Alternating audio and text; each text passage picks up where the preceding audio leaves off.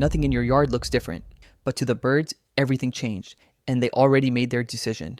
You walk outside one morning and something feels off. The feeder is still full, nothing's been knocked over, nothing's broken. The yard looks exactly the way it did last week. But the birds, the ones that used to be here every single morning, they're gone. No storm, no big event, no obvious reason, just quiet. And that quiet is the confusing part, because birds don't leave for no reason. They leave when something about a place slowly stops feeling right. Today, we're going through 10 small, easy to miss things that quietly push birds away from a yard, one at a time, without you ever noticing it happening. And the last one isn't about your feeder, it isn't even about your yard, it's about you. Most feeders get placed for one reason, so the person inside the house can see them, near a window, near a chair, somewhere easy to enjoy a cup of coffee while watching. But birds aren't looking for a good view, they're looking for an exit. Before a bird ever lands, it scans the area, for cover, for a quick escape route, for anything that feels exposed or risky. If your feeder sits in the open with no trees or bushes within a few feet, it might as well have a sign on it that says no cover, no escape. A bird might try it once, maybe twice, but it won't make it part of its routine because the spot never stops feeling exposed. The fix isn't complicated. Move the feeder closer to a shrub, a fence line, or even a dense potted plant. You don't need a forest, you just need something within a few wing beats that a bird can disappear into if it needs to. That small change in placement can completely shift how birds read the space. The view from your window might be slightly different, but the view from their wings will finally feel safe. A lot of seed mixes are designed to look appealing on the shelf. Bright colors, varied textures, the kind of thing that looks generous in a bag. But birds aren't shopping with their eyes. They're picky for a reason. They're after specific seeds that give them the most energy for the least effort. If most of what's in the mix isn't something they actually want, they'll pick through it, find very little worth the trip, and move on. From where you're standing, the feeder looks full and untouched. From where they're standing, there's barely anything there worth the risk of landing. The seeds that consistently work, across the widest range of species, are black oil sunflower seeds, Niger, and plain safflower. That's it. Not a colorful mix. Not something that photographs well, just the seeds that birds have proven repeatedly they'll actually come back for. If you want to attract a specific type of bird, the seed matters even more. Finches want Niger, cardinals want safflower. Sparrows and juncos will clean up millet from the ground below the feeder. Matching the seed to the bird you actually want is one of the fastest ways to change what shows up in your yard. Quick question before we go further. Kiki, what's the one bird you see most often in your yard? Drop it in the comments. I'm curious what's common where you are. This one's easy to miss because from a few feet away, everything looks normal. But over time, moisture gets in. Old seed breaks down. A thin layer of residue builds up in corners and along the bottom. The kind of thing you'd only notice if you were really looking for it. To you, the feeder still looks usable. To a bird, it reads as a warning sign. Birds are extremely sensitive to small environmental changes, and once a feeding spot starts to feel unsafe, even in a way that's invisible to us, they don't stick around to investigate. They just stop coming back. And once that association forms, it's sticky. They rarely give the same spot a second chance. The standard recommendation is to clean your feeder every 1 to 2 weeks with hot water and a mild soap, then rinse it completely before refilling. But the most important step happens before cleaning, emptying it fully. Pouring fresh seed on top of old seed is one of the most common mistakes people make, because it looks like refilling but functions like sealing in the problem. A clean, dry feeder with fresh seed is a completely different signal to a bird than a full feeder that's been sitting for 3 weeks. Sometimes the reason has nothing to do with the feeder at all. It only takes one bad encounter, a cat passing through, a sudden chase, one close call, for a location to get flagged in a bird's memory as dangerous. And here's the part that surprises people. Birds don't need to see the threat again for the memory to matter. Once a place has been marked as risky, they avoid it on principle, even on days when nothing dangerous is anywhere nearby. From your side, the yard looks completely safe and empty. From theirs, it's a location with a known incident attached to it, and that's enough. This is also why outdoor cats have such a disproportionate effect on bird activity compared to other disturbances. A cat doesn't have to catch a bird, or even come close, to change the way birds read a yard.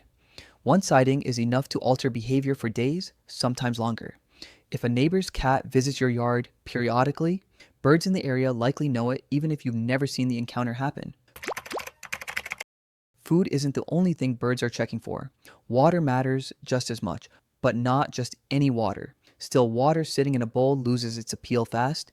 It goes stagnant, it stops reflecting movement, and from a distance, it's nearly invisible. Moving water is completely different. It catches light, it makes sound, and both of those things are visible and audible from much further away than a feeder ever could be. A small fountain or dripper can pull in birds that would never have noticed your yard otherwise.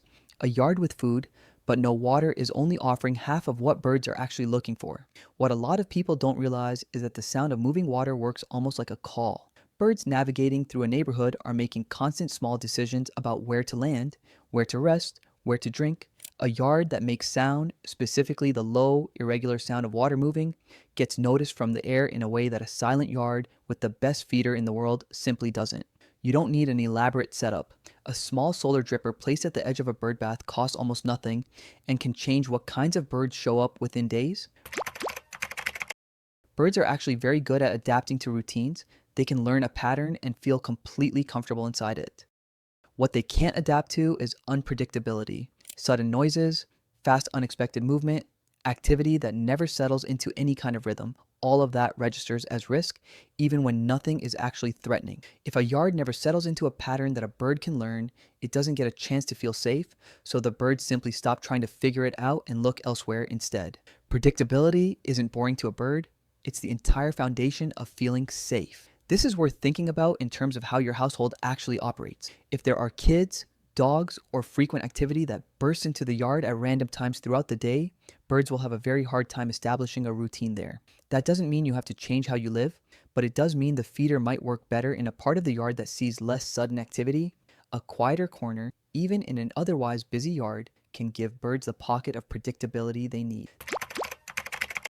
This is the one that surprises people the most because a tidy yard feels like a good thing, but to birds, a perfectly clean yard often reads as an empty one. No fallen leaves, no leaf litter, no untrimmed corners. Those things might look messy to us, but they're where small insects live, where seeds collect naturally, where an entire miniature ecosystem quietly operates underneath everything.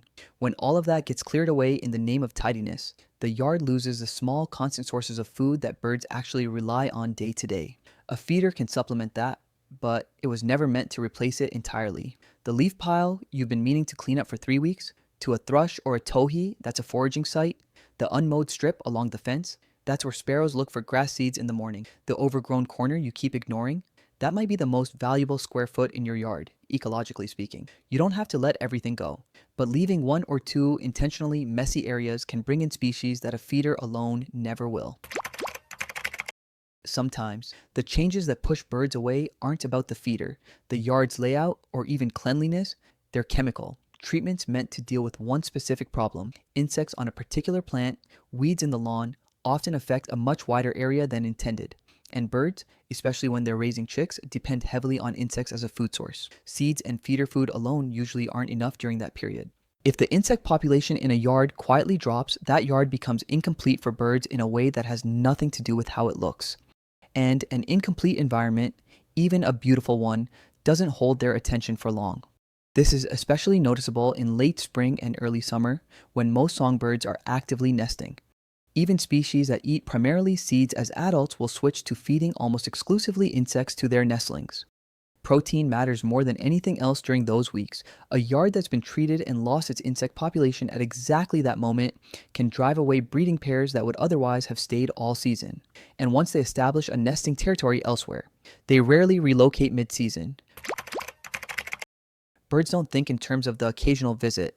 They build routines and they return to places that feel reliable. The same way you'd keep going back to a place that's consistently good and stop going to one that's hit or miss. If a feeder is full one day, empty for the next 3, then refilled randomly, that inconsistency doesn't go unnoticed. It doesn't cause birds to disappear overnight, but it slowly erodes the sense that this place can be counted on. And once that trust starts to fade, a yard quietly drops out of a bird's daily route.